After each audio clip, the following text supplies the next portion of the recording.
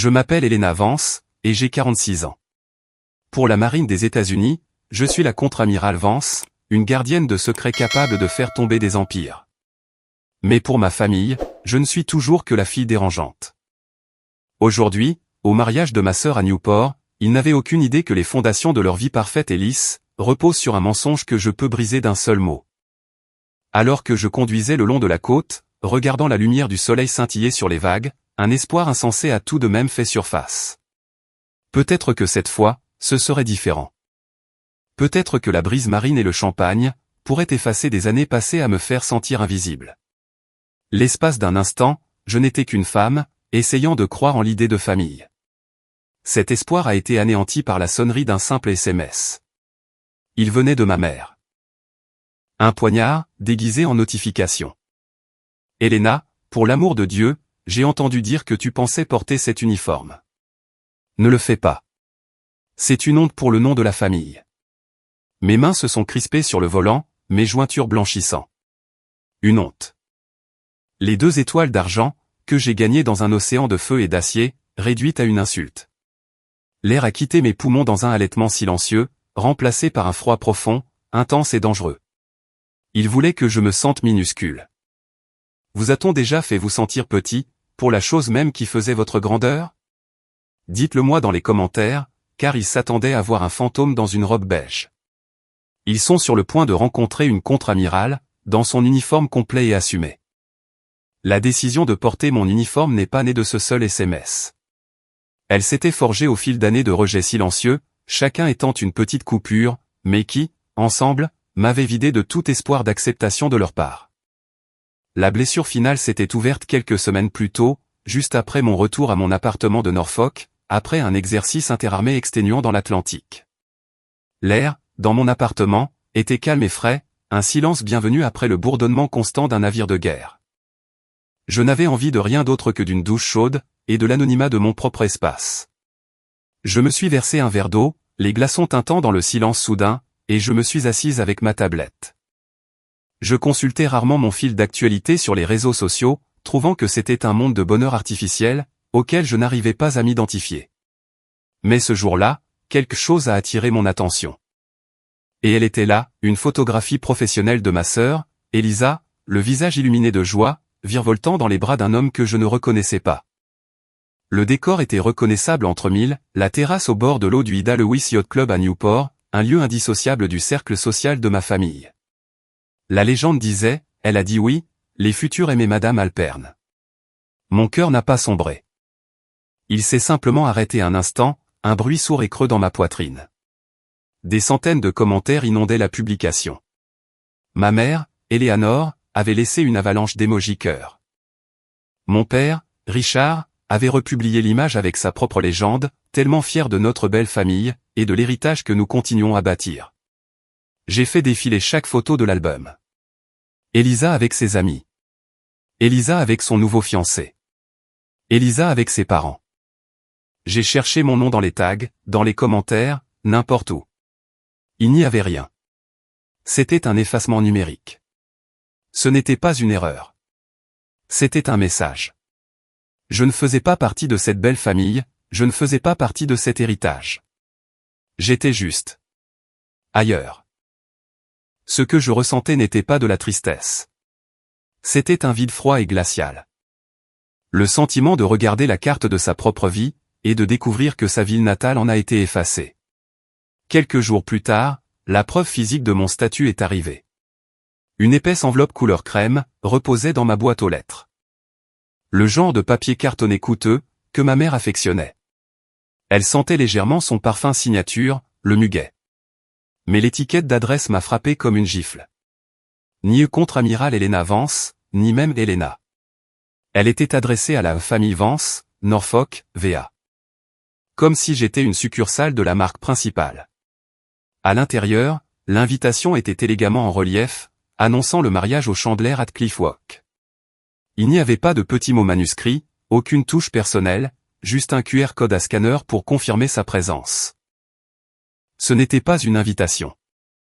C'était une convocation, une notification bureaucratique adressée à un membre périphérique de la famille. C'était la façon de ma mère de me rappeler que j'étais autorisé à y assister, mais pas la bienvenue. Ce soir-là, j'ai décidé d'appeler Ben Carter. Non pas pour me plaindre, mais pour m'ancrer dans un monde où mon existence avait du poids. J'ai composé son numéro, la main ferme malgré le tremblement dans mon âme. Il a décroché à la deuxième sonnerie. Amiral. Sa voix était une encre familière, empreinte de respect. Je n'ai pas perdu de temps en politesse. Ben, ai-je dit, ma propre voix semblant distante, effroyablement calme. Il se marie. Il y a eu un instant de silence à l'autre bout de la ligne. Il savait exactement de qui il s'agissait. Je vois, a-t-il répondu, d'un ton soigneusement neutre, mais je pouvais entendre le courant sous-jacent de colère en mon nom. Ils ne veulent pas d'une amirale sur les photos de famille, Ben, ai-je déclaré, les mots ayant le goût de la cendre. Ils veulent un fantôme. Une autre pause, plus longue cette fois. Je pouvais l'imaginer dans son bureau, regardant la base navale, la mâchoire serrée. Quand il a finalement parlé, sa voix était basse et ferme, chargée de cette loyauté féroce, forgée dans le danger partagé. Madame, a-t-il dit, ce seul mot portant le poids de nos années de service commun. Les fantômes ne sont rien. C'est la lumière qui crée les ombres, et votre lumière est assez puissante pour éteindre leur ciel tout entier. Ces mots n'ont pas guéri la blessure, mais ils l'ont cautérisée. Ils ont arrêté le saignement. J'ai mis fin à l'appel, une froide résolution s'installant profondément dans mes os. J'ai marché jusqu'à mon placard, et j'ai ouvert les portes. Là, suspendu dans sa housse de protection, se trouvait mon uniforme blanc de service. Le blanc immaculé et éclatant, les rangées de rubans racontant des histoires, qu'il ne comprendrait jamais. Et sur les épaules, les 2 étoiles d'argent que j'avais gagnées. Ils appelaient cela une honte, mais ils ne connaissaient pas son vrai nom. C'était mon armure. C'était ma vérité, et c'était la seule chose que je porterais à ce mariage. Le poids du SMS de ma mère semblait plus lourd que n'importe quel équipement que j'avais jamais porté. Ce n'était pas seulement un ordre. C'était l'écho de toute une vie de rejet. Alors que je serrais le volant, l'image de mon uniforme blanc, impeccablement suspendu dans mon placard, s'est dissipée, remplacée par un souvenir tout aussi brut, tout aussi blanc. C'était le souvenir de mon premier uniforme, et du jour où j'avais gagné le droit de le porter. Le jour où ma famille avait décidé qu'elle avait de meilleures choses à faire. Mon esprit a dérivé en arrière. Les kilomètres de l'autoroute I-95, s'effaçant dans la vaste verdure d'Annapolis. Le stade commémoratif de la marine et du corps des marines était électrique.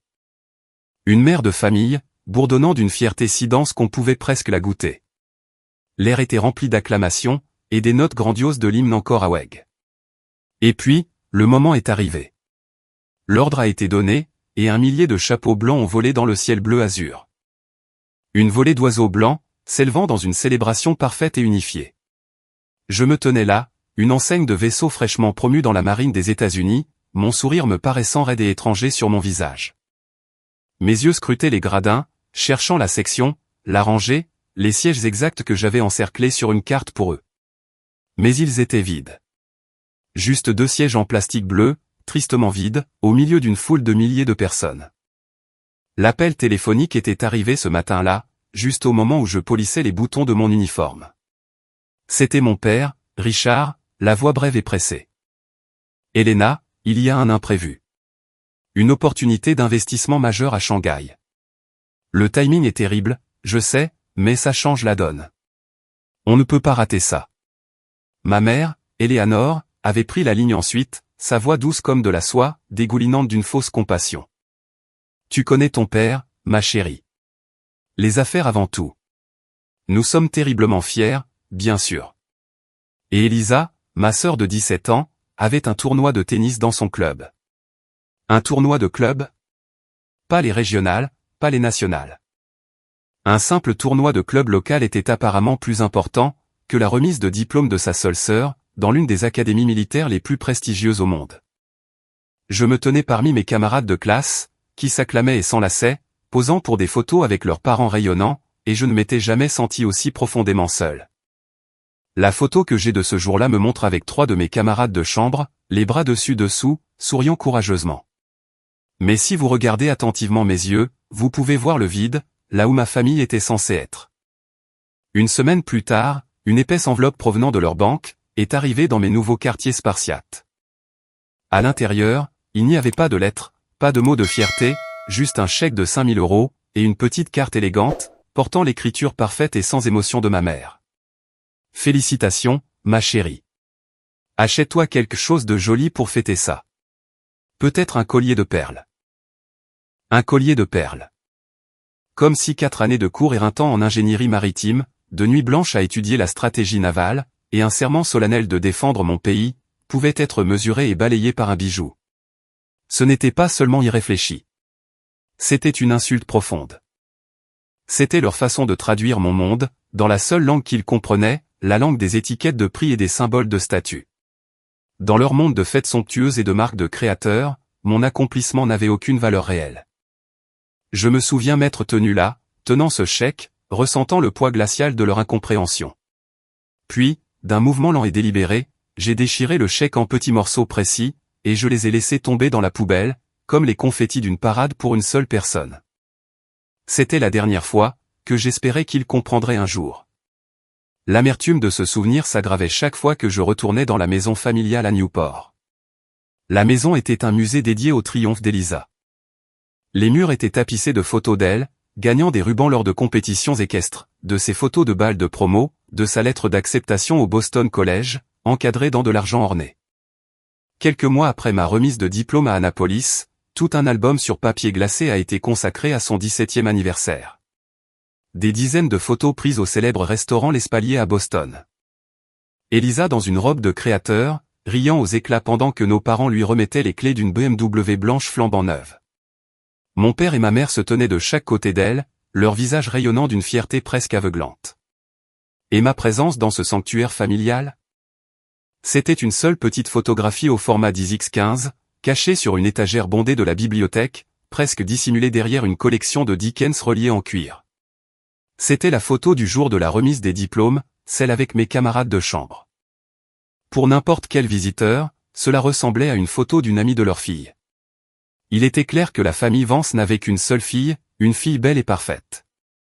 Moi, j'étais juste une étrangère, qui dormait parfois dans la chambre d'amis. J'aurais dû savoir qu'il en serait ainsi. J'aurais dû me rappeler la nuit où je leur ai annoncé que j'acceptais ma nomination à Annapolis. Nous étions dans le salon lambrissé d'acajou, l'air chargé de l'odeur de la vieille fortune et de l'encaustique. Mon père a posé son verre de scotch, le cristal tintant doucement sur le sous-verre en marbre. Il m'a regardé, non pas avec colère, mais avec une profonde et lasse déception, qui était d'une certaine manière encore pire. « Helena » avait-il dit, d'une voix égale.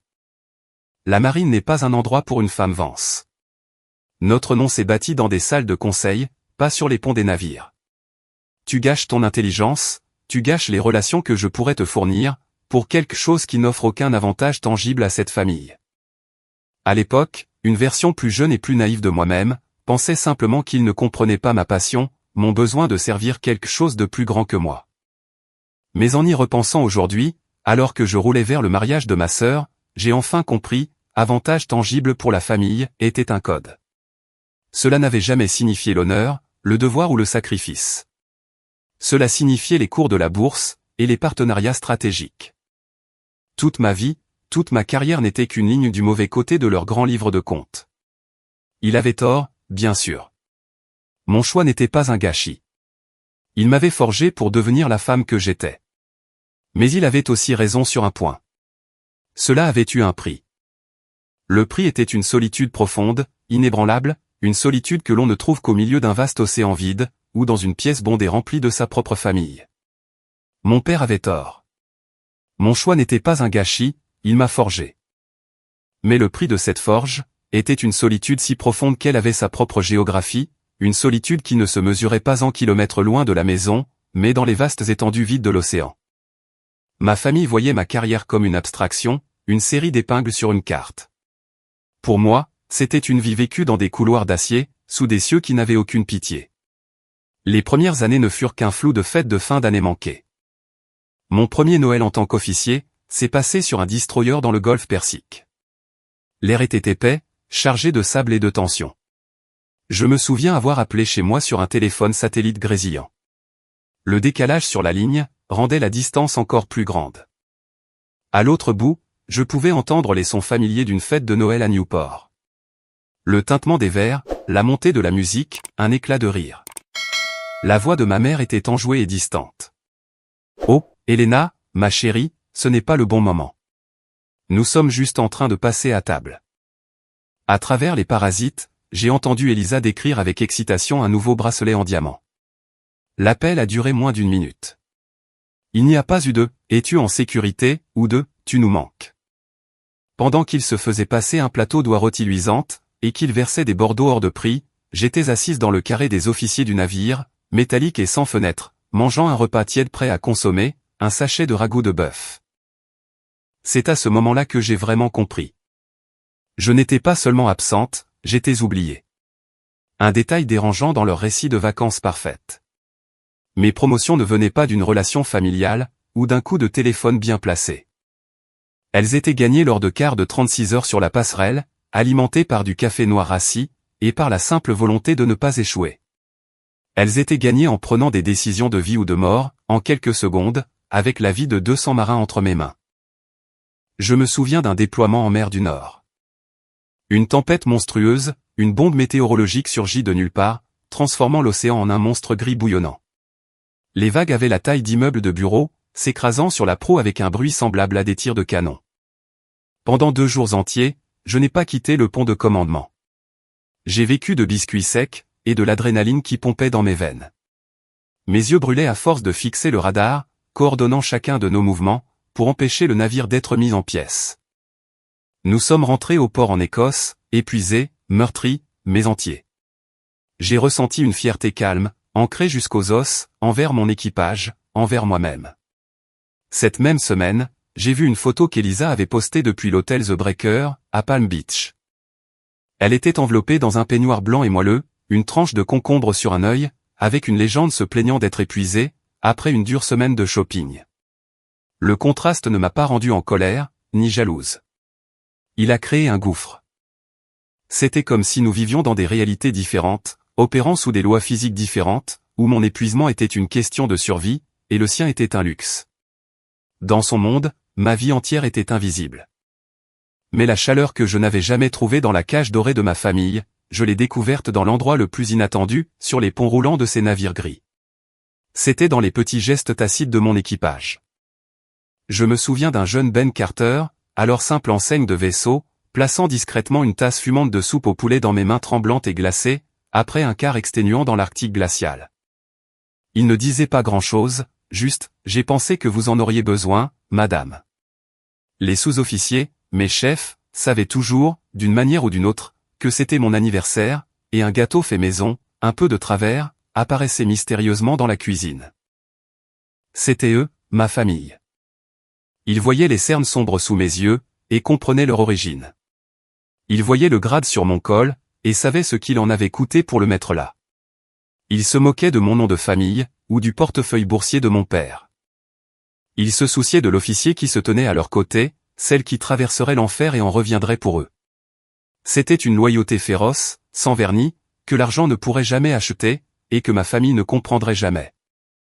Cette vérité n'a jamais été aussi claire, qu'après l'incident de l'Orion. C'était la mission qui a failli mettre fin à ma carrière, celle où j'ai dû défier un ordre direct, pour sauver mon équipage. Quand j'ai enfin obtenu quelques jours de permission à terre, je suis rentré chez moi à Newport. Le silence dans la maison était pesant. À table, autour d'un filet mignon parfaitement cuit, j'ai essayé d'en parler à mon père. J'ai parlé de la pression écrasante, de la panne de sonar, du choix que j'avais dû faire. Il hocha vaguement la tête, les yeux fixés sur le bandeau des actualités financières, qui défilait sur la grande télévision du salon. Ça a l'air intense, a-t-il dit, la voix teintée de désintérêt. Au fait, l'action de Lockheed Martin est encore en hausse. Avant que je ne puisse répondre, Elisa est intervenue, plissant le nez. Toi, tu pourrais éviter de parler de choses effrayantes comme ça? Ça me coupe l'appétit. Je me suis tu. J'ai regardé leur visage, baigné par la douce lumière du lustre de la salle à manger, et j'ai réalisé qu'ils n'étaient pas seulement désintéressés, ils étaient incapables de comprendre. Dans leur monde sûr et prévisible, la guerre, le danger, la vie et la mort n'étaient que des concepts abstraits sortis d'un film. Ce n'était pas ma réalité. Ma réalité, avec tout son courage et son honneur, n'était qu'une histoire dérangeante, une perturbation au milieu de leur repas parfaitement assaisonné. Dans le monde froid et indifférent qu'habitait ma famille, j'étais un fantôme. Mais sur les ponts d'acier de la marine américaine, au milieu des personnes même que j'avais juré de diriger et de protéger, on me voyait. La chaleur que je n'avais jamais trouvée dans les pièces lambrissées d'acajou de Newport, je l'ai trouvée dans les actions petites et inébranlables de ma famille de cœur.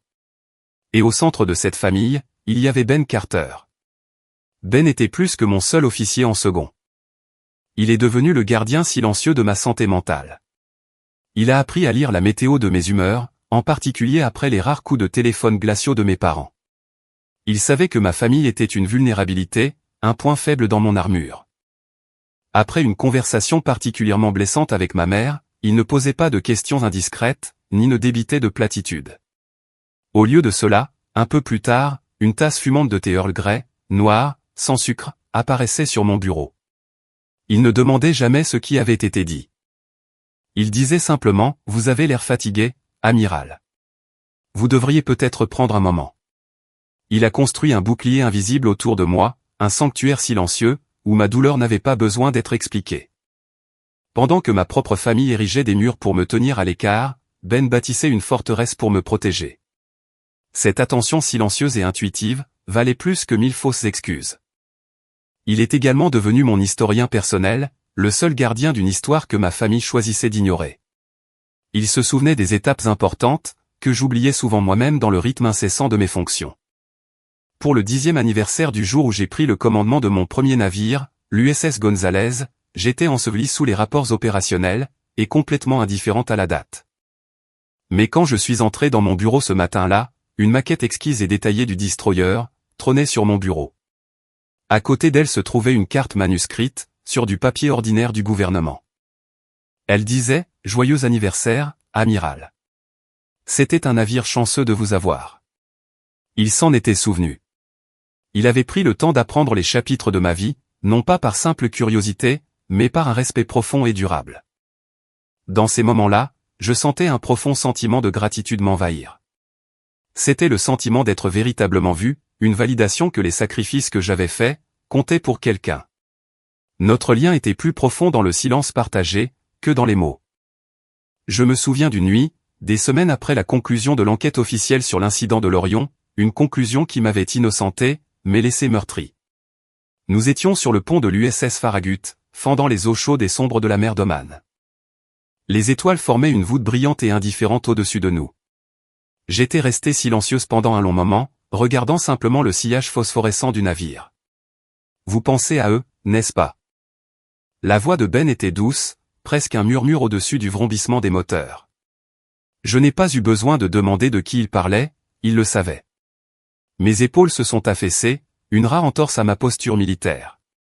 Parfois, je me demande si ça en vaut la peine, Ben. Ai-je avoué, d'une voix faible. Tout ça. Il n'a pas répondu tout de suite. Il est juste resté debout à côté de moi, une présence inébranlable, et à regarder le drapeau américain, qui claquait sèchement dans le vent nocturne. Ça en vaut la peine pour les gens sur ce navire, amiral, a-t-il finalement dit, le regard fixe. Ça en vaut la peine pour moi. Et à la fin, c'est la famille qui compte. Il n'essayait pas de réparer ma relation avec mes parents. Il me rappelait simplement la famille que j'avais choisie, celle pour laquelle je m'étais battu. Cette allégeance silencieuse s'est forgée en une alliance indestructible, le jour où ma carrière a failli se terminer.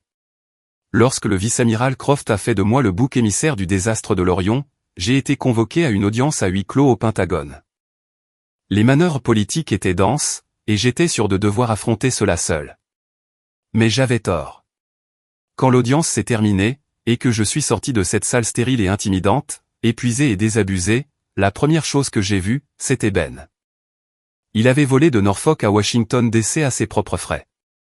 Il se tenait de l'autre côté du couloir, dans son uniforme de cérémonie immaculé, sous les dures lumières fluorescentes, tenant un parapluie noir alors que nous étions à l'intérieur. Il a marché vers moi, l'expression sombre mais résolue. Il n'a pas dit « je vous l'avais bien dit » ni « ça va ?»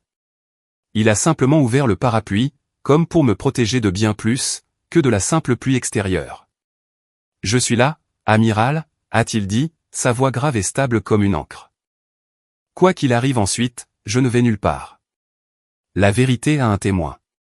À ce moment-là, sous ce parapluie ridiculement formel, dans un couloir stérile du gouvernement, j'ai su que je n'étais pas seul. Notre alliance n'était pas fondée sur le sang, ou sur un nom de famille partagé. Elle avait été forgée dans le feu du devoir commun, trempée par les tempêtes de la haute mer, et scellée par une loyauté silencieuse et inébranlable. C'était plus fort que les liens du sang. Et cela s'avérerait être la seule chose, sur laquelle je pourrais vraiment compter. Lorsque la tempête finale, celle qui couvait au sein même de ma propre famille, a finalement éclaté, l'alliance que j'avais avec Ben est devenue ma forteresse dans les années qui ont suivi, un bastion de loyauté dans un monde où mes propres parents de sang me considéraient comme guère plus qu'un outil. J'étais naïf de penser que les retombées de l'incident de l'Orion auraient pu les changer, qu'un quasi-désastre aurait pu recalibrer leurs priorités. Mais j'avais tort. Un mois avant le mariage d'Elisa, un appel téléphonique de mon père a prouvé qu'il ne change jamais. Il trouve juste de nouvelles façons, plus insidieuses, de vous utiliser. L'appel est arrivé un mardi après-midi. J'étais dans mon bureau à la base navale de Norfolk, en train d'examiner des dossiers du personnel. Mon téléphone a sonné, et l'identifiant de l'appelant affichait Richard Vance. C'était un événement rare. Mon père communiquait principalement, par de brefs SMS impersonnels pendant les fêtes. J'ai répondu, un sentiment familier de méfiance me nouant l'estomac, mais sa voix était inhabituellement chaleureuse, presque joviale. « Elena, ma chérie, ça fait trop longtemps. Comment vas-tu » J'ai été immédiatement sur mes gardes. Ce n'était pas la voix de l'homme qui avait ignoré ma remise de diplôme. C'était une performance. Il a posé des questions sur ma santé, sur la météo en Virginie, sur mon commandement. Des questions qu'un père normal poserait, pourtant, venant de lui, elles semblaient scénarisées et étranges. J'ai entendu dire que ta flotte venait de décrocher un contrat majeur, pour une technologie de sonar de nouvelle génération, a-t-il dit avec désinvolture. Des choses fascinantes. Pendant un moment stupide et désespéré, une étincelle d'espoir s'est allumée en moi. Peut-être qu'il essayait enfin. Peut-être qu'après toutes ces années, il me voyait comme autre chose qu'une déviation de son plan de vie. J'ai donc répondu prudemment, partageant quelques détails non classifiés sur l'étendue du projet. Nous avons parlé pendant près de 10 minutes, la conversation la plus longue que nous ayons eue depuis des années. J'ai commencé à me détendre, à baisser ma garde, et c'est là que le piège s'est refermé. Au fait, a-t-il dit, sa voix basculant sans transition, vers ce ton sec et professionnel que je connaissais si bien. Ta vieille connaissance, le vice-amiral Croft, se trouve être un de mes partenaires commerciaux. Il a une filiale qui fait une offre, pour ce contrat de sonar. Il disait à quel point ce serait bénéfique, si quelqu'un de l'intérieur, quelqu'un comme toi, pouvait peut-être orienter le comité d'approvisionnement dans leur direction, ou peut-être juste fournir un petit aperçu des offres concurrentes. Ce serait d'une aide immense pour l'entreprise familiale, Elena. La ligne est devenue silencieuse.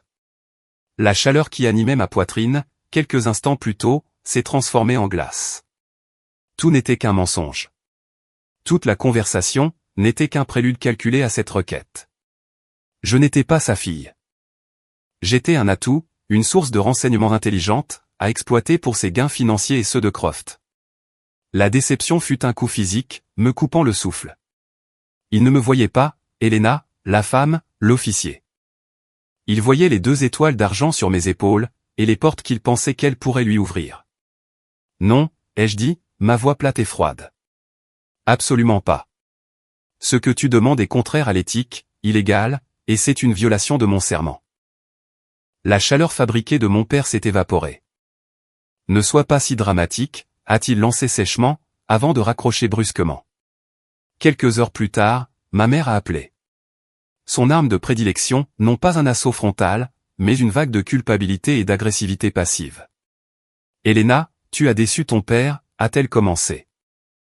Sa voix était une symphonie de chagrin répété. Tu ne comprends tout simplement pas, n'est-ce pas?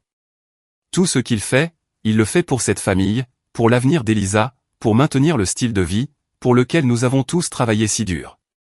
Le sermon habituel a commencé. Une tirade sur la loyauté et l'obligation. Un peu d'aide, c'est tout ce qu'il demandait. Tu as toujours été si rigide, si militaire. Parfois, tu as besoin d'être flexible, pour les gens qui t'aiment. Sa définition de flexible était que je commette un crime fédéral. Sa définition de famille était un cercle fermé, composé d'elle, de mon père et d'Elisa. J'étais une étrangère, censée contribuer, mais sans jamais vraiment être à ma place. L'assaut final, et le plus dégradant, est venu d'Elisa elle-même. Elle m'a appelé ce soir-là, la voix étouffée par des sanglots théâtraux et saccadés. Elena, maman m'a tout raconté, pleurait-elle. Comment as-tu pu faire ça à papa? Il est tellement stressé par ses investissements. Puis est venue la manipulation. Sous couvert d'anxiété de futurs mariés, elle a parlé de l'augmentation des coûts du mariage, du traiteur, des fleurs, de son rêve d'une lune de miel parfaite, dans un bungalow sur pilotis à Bora Bora. C'était juste une petite faveur, grande sœur, a-t-elle supplié, sa voix n'étant qu'un gémissement pathétique. Tu as tout. Ta carrière, ton poste important. Je veux juste un beau départ pour ma nouvelle vie. Ne peux-tu pas nous aider, pour une fois? Elle utilisait son mariage, son unique jour de bonheur supposé, comme un outil de chantage affectif. Elle faisait de ses propres larmes, une arme.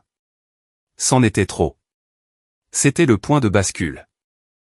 Les derniers vestiges de chagrin dans mon cœur se sont consumés, ne laissant derrière eux qu'une fureur froide et implacable. La déception avait disparu, remplacée par une clarté si vive, qu'elle en était douloureuse.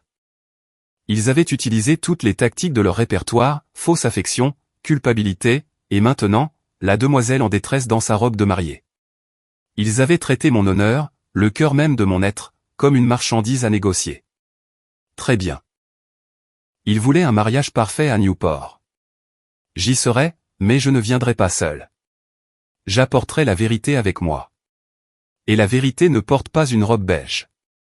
Ma froide résolution, forgée dans le sillage de l'appel téléphonique manipulateur d'Elisa, m'a porté vers le nord, jusqu'à Newport. J'ai pris une chambre à l'hôtel Viking, un monument historique situé à quelques minutes en voiture, de l'immense domaine balnéaire de ma famille. Je ne les ai pas appelés pour annoncer mon arrivée. Je savais qu'ils finiraient par le savoir. La veille du mariage, poussé par un dernier sens du devoir qui s'estompait, j'ai conduit jusqu'au Chandler at Cliff Walk, le lieu somptueux surplombant l'Atlantique. La salle de bal était un tourbillon d'activités. Ma mère et Elisa étaient en grande discussion, avec une organisatrice de mariage à l'air frénétique, montrant du doigt des arrangements floraux, et des échantillons de lin. Je me suis approché d'elle, mes pas résonnant doucement sur le sol en marbre. Tout est magnifique, ai-je lancé, d'une voix égale. Ma mère leva les yeux, une lueur d'agacement dans le regard, avant que celle-ci ne soit masquée par un sourire crispé. Elena, tu es là. Elle s'est tournée à nouveau vers l'organisatrice. Elisa s'est contentée de faire un petit signe de la main tendue, puis s'est penchée pour murmurer quelque chose à sa demoiselle d'honneur, qui a ricané et m'a jeté un regard en coin. J'ai essayé de proposer une suggestion concernant le plan de table, soulignant que deux cousins âgés préféreraient peut-être être placés loin de l'orchestre. Ma mère a balayé l'idée d'un geste de la main. Les professionnels gèrent ça, ma chérie. Que connais-tu de ces choses-là? J'étais une étrangère, une touriste dans le paysage de la propre vie de ma famille, invitée uniquement à observer de loin. Cette distance est devenue un gouffre, lors du dîner de répétition, ce soir-là. L'événement se tenait dans un restaurant chic sur Bowen Wharf. L'air sentait le sel et le parfum de luxe. La table principale, une longue et magnifique installation, était réservée à la famille immédiate. Mes parents, Elisa et son fiancé, ainsi que ses parents. Il n'y avait pas de place pour moi. L'organisatrice du mariage, une jeune femme à l'expression perpétuellement inquiète, s'est approchée de moi d'un air désolé. « Amiral Vance » a-t-elle balbutié. « Il y a une place pour vous par ici. » Elle m'a désigné une petite table ronde dans un coin, près de la porte de service. La table des amis de la famille. J'ai été assise à côté d'une grand-tante, que je n'avais pas vue depuis 20 ans, et qui a passé la soirée à me demander si j'étais toujours dans la garde côtière. Je suis restée assise là, sirotant un verre d'eau gazeuse, et j'ai regardé. J'ai regardé mon père se lever, taper sur son verre pour attirer l'attention, et entamer un hommage élogieux à sa merveilleuse fille, Elisa. Il a parlé de sa beauté, de son charme, de son brillant avenir. Il a parlé d'héritage et de fierté. Tout au long de son discours de 5 minutes, il n'a pas regardé une seule fois dans ma direction. Il n'a jamais mentionné mon nom une seule fois. Ce fut un effacement public magistral. Dans cette pièce, devant tous ceux qu'il connaissait, Richard Vance a clairement fait savoir qu'il n'avait qu'une seule fille digne d'être reconnue. La goutte d'eau n'a pas été grandiose ou dramatique. Elle fut petite, silencieuse, et totalement dévastatrice. J'avais passé des mois à chercher le cadeau de mariage parfait pour Elisa. Pas quelque chose issu d'une liste de mariage, mais quelque chose qui avait du sens. Je l'avais trouvé dans une boutique d'antiquités à Annapolis, une lourde boussole maritime en laiton des années 1940. Je l'avais fait graver avec la date du mariage, et les coordonnées géographiques de la petite chapelle de Newport, où nos grands-parents s'étaient mariés. C'était un symbole de direction, d'un véritable nouveau départ, de ce véritable héritage familial dont il faisait semblant de se soucier. Au cours du dîner, pendant un blanc dans la conversation, je me suis approché de la table principale, et j'ai offert la petite boîte en velours à Elisa. « Oh, merci » a-t-elle dit, la voix distraite. Elle l'a ouverte, a jeté un coup d'œil à la boussole pendant une fraction de seconde, puis l'a reposée sur la table avec un léger bruit sourd. Son attention fut immédiatement captivée par une amie, qui admirait bruyamment un nouveau bracelet de tennis scintillant en diamant, au poignet d'Elisa. La boussole resta oubliée, à côté d'une assiette à pain. Plus tard, alors que le dîner touchait à sa fin, j'ai vu un serveur débarrasser la table. Il a ramassé l'assiette à pain, les serviettes usagées, et sa main a frôlé la boussole, la poussant presque dans le bac à vaisselle, avec le reste des déchets. Mon cadeau, mes mois de réflexion, mon symbole de notre histoire commune, était traité comme un encombrant jetable. Je me suis levé, et je suis sorti du restaurant. Personne n'a remarqué. J'ai marché le long du quai, dépassant les yachts étincelants, et je me suis engagé sur le chemin de la falaise, le Cliff Walk. Le vent froid et salé me fouettait le visage, mais je ne le sentais pas. Il n'y avait pas de larmes. Pas cette fois. La douleur profonde et persistante, qui avait été la compagne de toute ma vie, s'était finalement dissipée, laissant place à autre chose. Une rage pure et clarificatrice. 25 ans passés à être ignorés, rejetés, utilisés, et maintenant, publiquement humiliés. La boussole jetée était plus qu'un cadeau. C'était moi, mes valeurs, mon histoire, mon honneur, tous balayés avec désinvolture. Je me suis arrêté, et j'ai regardé la vaste étendue noire et bouillonnante de l'Atlantique. L'océan ne jugeait pas. Il était immense, puissant et honnête. Dans son rugissement, j'ai trouvé le mien. La fille silencieuse et obéissante avait disparu, emportée par un ultime raz-de-marée de manque de respect. J'ai pris une grande inspiration stabilisatrice, l'air salin emplissant mes poumons. Plus jamais, ai-je chuchoté au vent. Plus de silence. Plus besoin de me faire toute petite, pour rentrer dans leur monde étriqué. La bataille avait été déclarée, non pas avec des navires ou des armes, mais avec la seule chose dont ils avaient le plus peur, la vérité, sans aucun vernis. Dans la vie, tout le monde a un point de rupture. Cet instant unique, où l'endurance prend fin, et où l'action commence. Le moment où l'on se regarde dans le miroir et où l'on dit « ça suffit ». Quel a été le vôtre? Partagez ce moment, où vous avez trouvé votre force, dans les commentaires ci-dessous. La rage qui m'avait consumé sur la corniche, ne s'est pas dissipée. Elle a cristallisé. De retour dans le silence stérile de ma chambre d'hôtel, la blessure n'était plus là, remplacée par la concentration froide et claire, d'un commandant se préparant au combat. Je n'ai pas dormi. À la place, j'ai ouvert l'ordinateur portable crypté, que j'emporte lors de toutes mes missions. Ma mission ne concernait plus ma douleur personnelle. Il s'agissait d'exposer une vérité qui avait été enterrée depuis bien trop longtemps. La vengeance était une affaire désordonnée et émotionnelle. Je cherchais quelque chose de plus propre, de plus froid, la justice. À 2 heures du matin, j'ai lancé un appel sécurisé à Ben Carter. Il a répondu instantanément, la voix alerte. Ben, ai-je commencé, mon ton dépourvu d'émotion, sec et précis comme lors d'un briefing de mission. J'ai besoin de tout ce que vous pouvez obtenir sur le vice-amiral Croft, particulièrement en ce qui concerne l'incident de l'Orion. Je veux les rapports non censurés, les enregistrements audio bruts du centre de commandement. Et toutes les déclarations originales des témoins. Croisez-les avec tous les liens financiers entre Croft et la société d'investissement de mon père. J'ai besoin de tout. Il n'y a eu aucune hésitation, aucune question sur le pourquoi, juste la réponse calme et inébranlable d'un officier de confiance. Bien reçu, amiral. Donnez-moi 12 heures. Je savais que Ben n'était pas seulement mon subordonné. Il était la plaque tournante d'un réseau informel d'officiers fidèles, dont beaucoup avaient également été mis sur la touche, ou lésés par les manœuvres politiques de Croft. Mon arme, dans ce combat, ne serait pas un missile Tomahawk. Ce serait l'information, et j'étais sur le point de lancer une campagne de guerre de l'information, à grande échelle. Pendant que j'attendais, j'ai reporté mon attention sur le présent. J'ai affiché les photos haute résolution, de la fête de fiançailles d'Elisa. Mes yeux ont balayé les faux sourires et les coupes de champagne, pour s'arrêter sur le médaillon en or orné, autour du cou de ma sœur. Un cadeau, disait l'étiquette, de la Croft Legacy Foundation. Une couverture caritative pour un homme, qui ne possédait aucune charité. Croft ne faisait jamais rien sans un but stratégique. Ma formation d'officier de renseignement a pris le dessus. J'ai zoomé, améliorant l'image.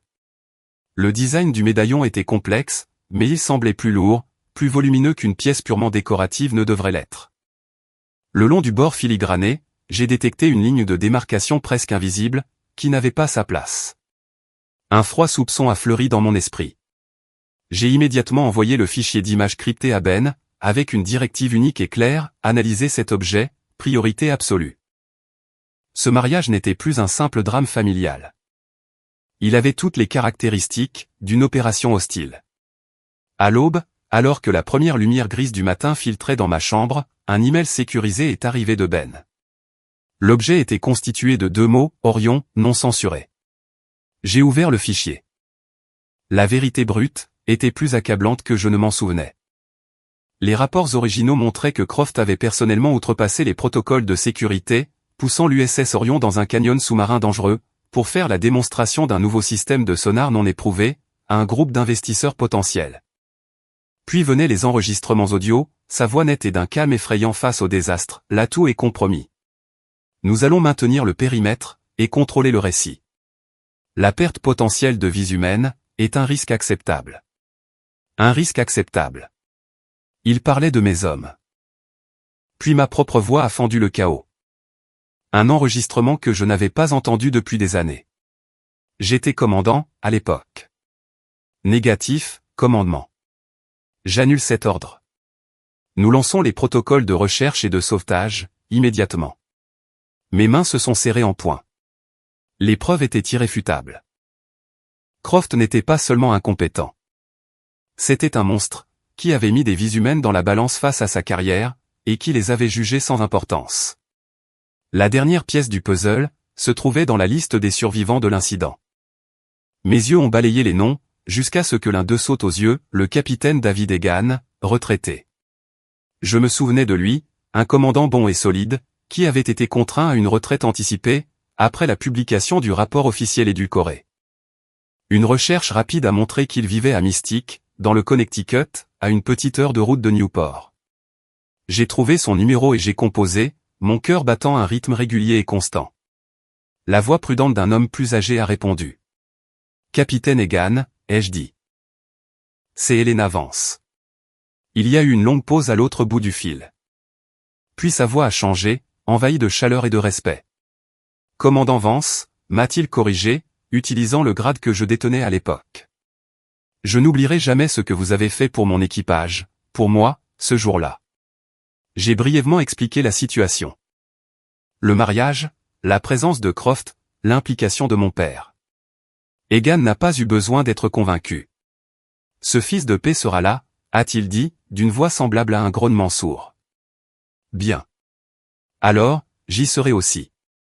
Il est grand temps que la vraie histoire soit racontée. J'ai raccroché le téléphone, un sombre sentiment de satisfaction m'envahissant. J'avais désormais tous les composants pour mon opération. J'avais les preuves irréfutables. J'avais le mobile. Et maintenant, j'avais un témoin vivant, en chair et en os, d'une crédibilité inattaquable. Croft et ma famille pensaient qu'il assistait à un mariage. Ils n'avaient aucune idée qu'il s'apprêtait à entrer dans une cour martiale, et le décor était déjà planté. J'ai regardé l'uniforme blanc de service, immaculé et prêt sur son cintre. Il était temps de le mettre. Je suis entré dans la grande salle de bal du Chandler, avec le calme délibéré d'un commandant montant à bord de son navire amiral. Je n'ai pas porté la robe beige. J'ai revêtu mon uniforme blanc de service, les doubles étoiles d'argent sur mes épaulettes, accrochant la lumière des lustres en cristal. À mon entrée, une vague de silence a parcouru la pièce. Les bavardages polis de l'élite de Newport et de Washington se sont tus, toutes les têtes se sont tournées. J'ai vu ma mère, Eleanor, de l'autre côté de la pièce. Son visage, masque de grâce mondaine quelques instants plus tôt, s'est figé, sa peau blêmissant de fureur. Mon père, Richard, a croisé mon regard, puis a immédiatement détourné les yeux, me tournant le dos comme si j'étais une étrangère. Elisa m'a lancé un regard d'incrédulité, pur et venimeux. Je les ai tous ignorés. Le dos droit, le menton haut, j'ai marché calmement vers ma place attribuée, la seule chaise de la dernière rangée, une place d'exil, et je me suis assise. Ma présence dans cet uniforme n'était pas un appel à l'attention. C'était une déclaration de guerre. La cérémonie a commencé, une symphonie de perfection orchestrée. L'officiant a parlé d'amour, de confiance et d'honneur. Des mots qui sonnaient creux et profanes, dans cette pièce. De mon point de vue, j'observais le premier rang. Le vice-amiral Croft était assis là, l'image même de la dignité, applaudissant poliment. Mon père était assis à côté de lui, hochant la tête en signe d'approbation, tel un fidèle partenaire en affaires. L'air était lourd d'hypocrisie. Puis est arrivé le moment que j'attendais. L'officiant, avec un sourire chaleureux, a dit, en ce moment, nous aimerions prendre un instant, pour honorer les courageux hommes et femmes de nos forces armées, qui pourraient être avec nous aujourd'hui. Comme prévu, le capitaine Ben Carter s'est levé. Il portait son propre uniforme blanc immaculé, véritable pilier d'intégrité, au milieu de cette salle somptueuse. Mais il ne s'est pas contenté de se lever.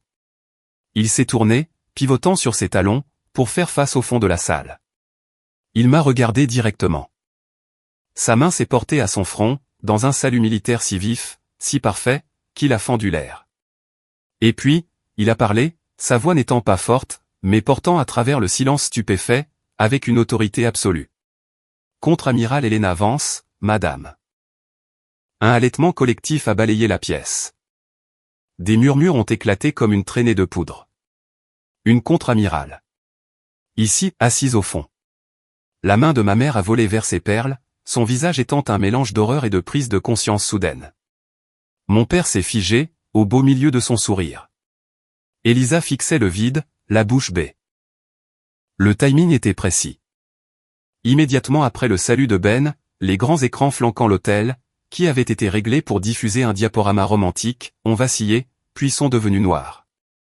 Un instant plus tard, ils se sont rallumés.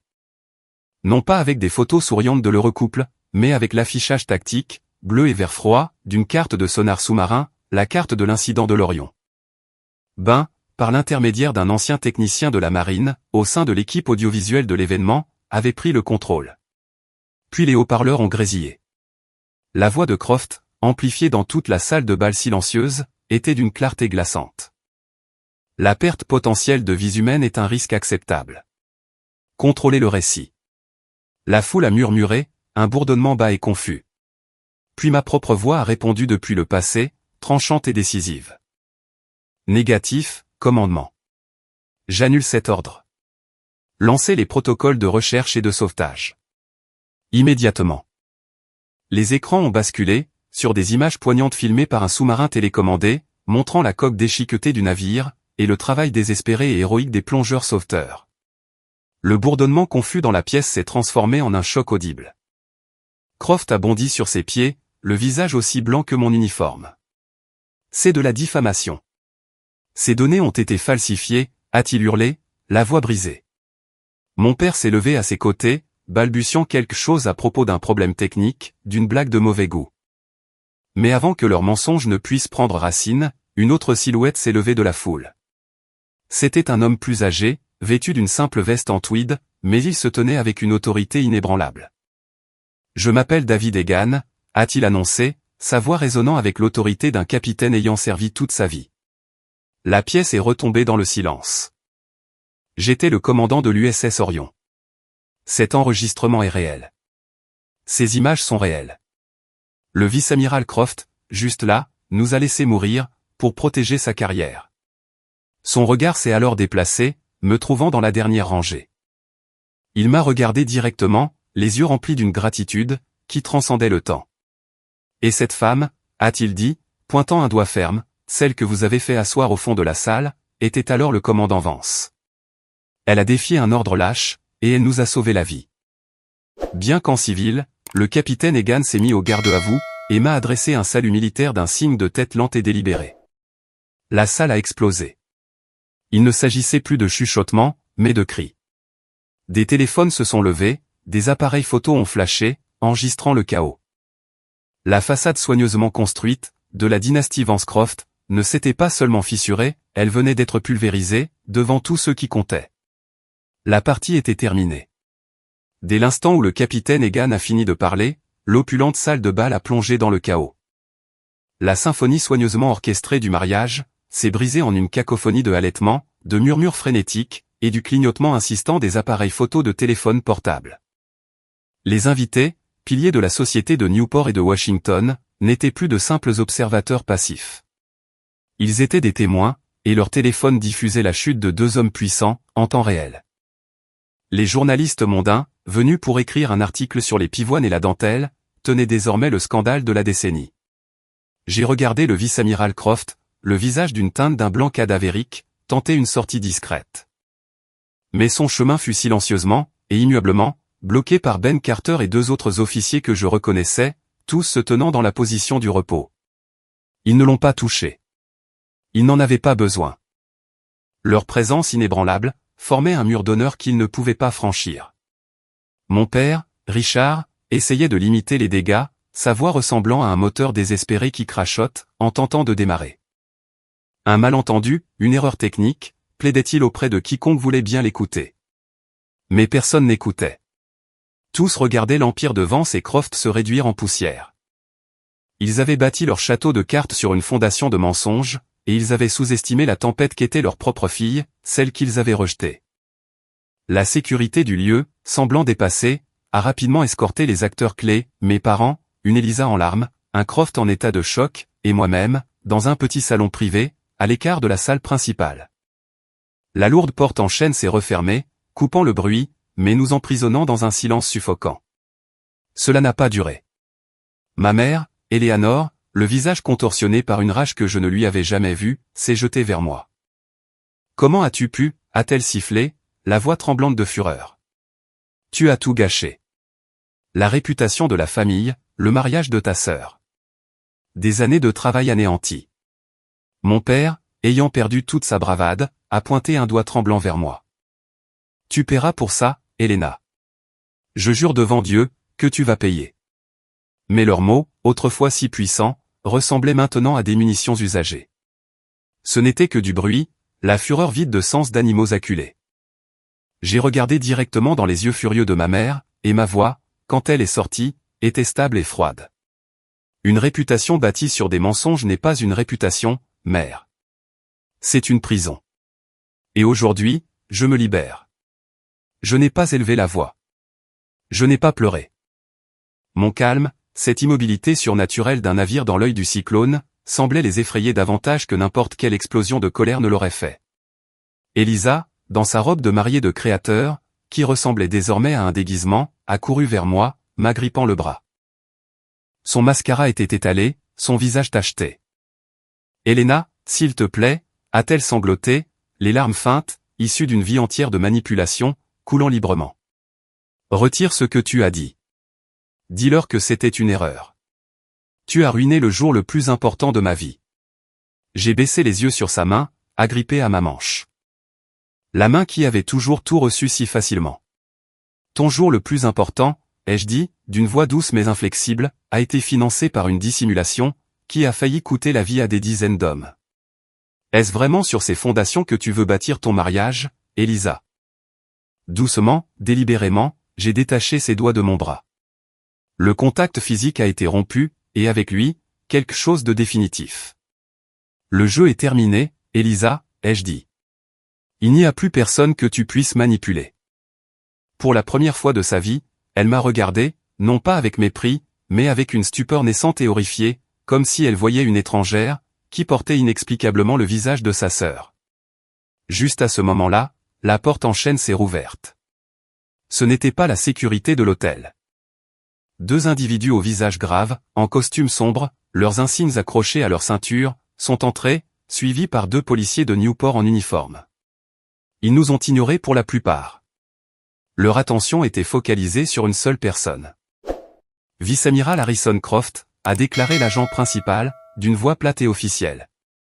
Vous êtes en état d'arrestation, pour suspicion d'entrave à la justice, et de falsification de renseignements de la défense nationale, en lien avec l'incident de l'Orion. Alors qu'il passait les menottes au poignet de Croft, un bruit qui a résonné bruyamment dans la pièce silencieuse, mon père s'est effondré dans un fauteuil en brocart, comme si on lui avait coupé ses fils de marionnettes. Dans ce moment de chaos suspendu, je me suis retourné, et j'ai marché vers la porte. « Helena, où vas-tu » a crié ma mère, sa voix étant un étrange mélange de commandement et de désespoir. Je ne me suis pas retourné. J'ai fait une pause sur le seuil, la main sur la porte. « Je vais là où est ma place » ai-je dit, ma voix claire et définitive pour qu'ils l'entendent tous.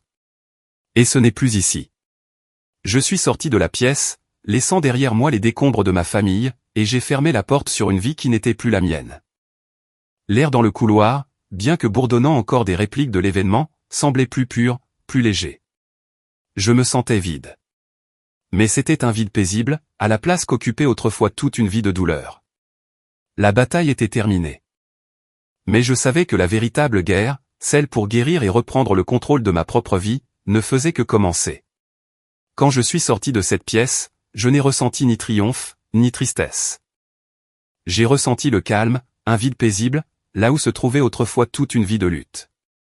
La bataille que j'avais menée pendant des décennies était terminée. Mais je savais que la véritable guerre, pour guérir mon propre cœur, venait tout juste de commencer. Les mois ont passé. Le scandale du mariage Vance Croft a disparu des gros titres.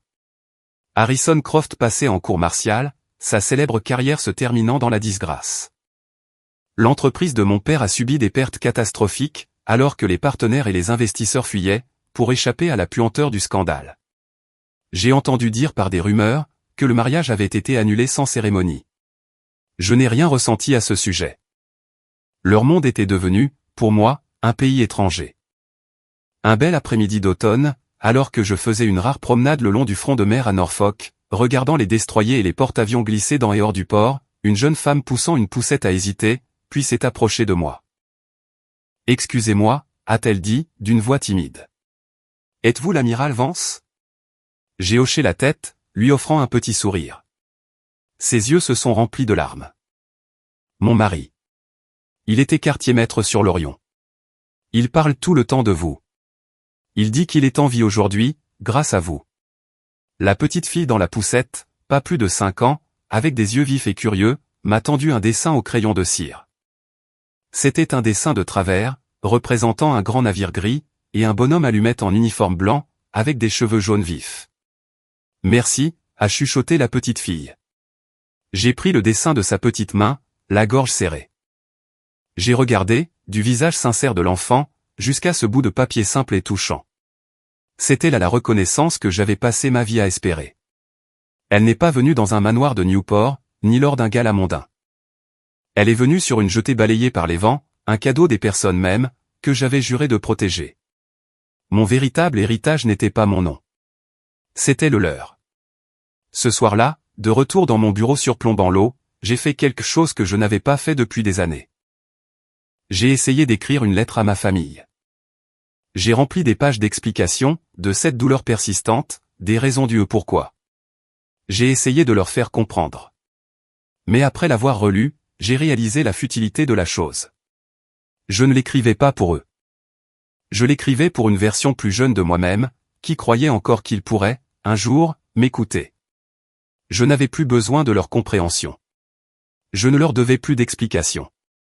Avec un sentiment de finalité, j'ai déchiré la lettre en morceaux, tout comme j'avais déchiré ce chèque toutes ces années auparavant.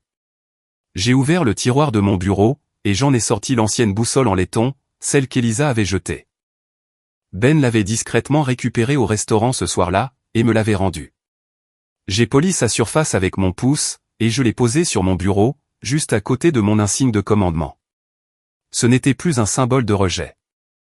C'était mon propre nord géographique, un rappel que ma direction m'appartenait, guidée par mes propres valeurs, et non par les vents changeants de leur approbation. Le pardon le plus important dont j'avais besoin, ne venait pas d'eux, mais de moi-même. Me pardonner d'avoir passé tant d'années, à espérer un amour qu'ils étaient incapables de donner. Au printemps suivant, j'ai été invité à retourner à Annapolis. Ce n'était pas une cérémonie grandiose. C'était une cérémonie calme et digne, dans le hall commémoratif de l'Académie navale. Une nouvelle plaque en bronze a été dévoilée. Elle ne se contentait pas de lister les noms des disparus. Pour la première fois, elle reconnaissait officiellement l'incident de l'Orion, honorant la bravoure peu commune, et le leadership décisif qui avait sauvé l'équipage. Mon nom y figurait, gravé dans le métal inaltérable. Ben Carter, récemment promu capitaine, se tenait à mes côtés. Le capitaine Egan était là, ainsi qu'une douzaine d'autres survivants de l'Orion. Leurs visages avaient vieilli, mais leur gratitude était intemporelle. Il n'y avait pas de caméra de télévision, pas de politiciens, juste des marins, une famille liée par un respect mutuel pour le véritable honneur. Alors que je tendais la main et traçais les lettres en relief de mon propre nom, fraîches sous mes doigts, un profond sentiment de paix m'a envahi. L'histoire, enfin, avait été écrite correctement. L'histoire s'arrête ici, mais ma vie, non. Elle a commencé à nouveau. Ce matin, je me tenais sur la passerelle de commandement de l'USS Gerald R. Ford, l'un des navires de guerre les plus puissants jamais construits. Un nouveau commandement, une flotte plus grande, une responsabilité plus lourde. Alors que les premiers rayons de l'aube pointaient au-dessus de la vaste étendue vide de l'Atlantique, le capitaine Ben Carter se tenait à mes côtés. « C'est une belle matinée, amiral », a-t-il dit. J'ai souri, un vrai sourire soulagé, qui atteignait mes yeux. Le soleil montait, peignant l'horizon de traits d'or et d'orange. Le passé n'était plus qu'une ombre derrière moi, et l'avenir, un océan grand ouvert. Oui, en effet, Ben, ai-je répondu, ma voix remplie d'un espoir que je croyais perdu à jamais. Une très belle journée. Je n'étais plus la fille rejetée de la famille Vance. J'étais l'amiral Helena Vance, un leader, un mentor, un gardien. Et mon héritage ne se trouverait pas dans leurs albums de famille. Il s'écrirait sur les vagues. Nous avons tous un passé qui nous façonne, mais il n'a pas à nous définir. Votre véritable héritage est celui que vous construisez pour vous-même, à partir d'aujourd'hui. Quelle est la première étape que vous franchirez, pour construire le vôtre ? Partagez votre promesse pour l'avenir, dans les commentaires.